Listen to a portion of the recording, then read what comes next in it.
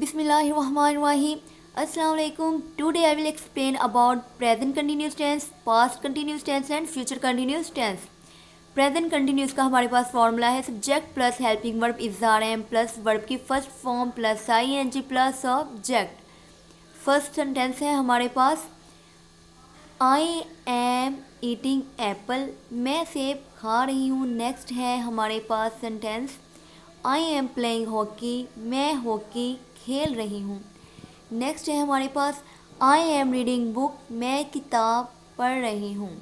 इसके बाद हम बात करेंगे पास्ट कंटिन्यूस टेंस की, जिसकी उर्दू में पहचान है उर्दू जुमले के आखिर में कर रहा था, कर रही थी, कर रहे थे।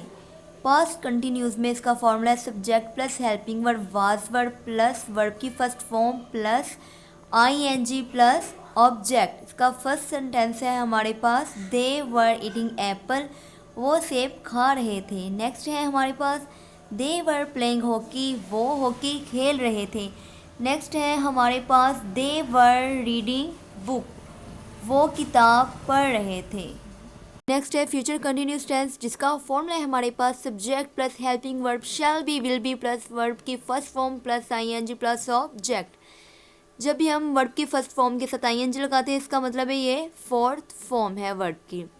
इसका फर्स्ट सेंटेंस है हमारे पास we shall be eating apple, हम सेब खा रहे होंगे। नेक्स्ट है हमारे पास we shall be playing hockey, हम हॉकी खेल रहे होंगे। नेक्स्ट है हमारे पास we shall be reading book, हम किताब पढ़ रहे होंगे। Thanks for watching, subscribe my unique channel and press bell icon for latest new videos. Thank you very much.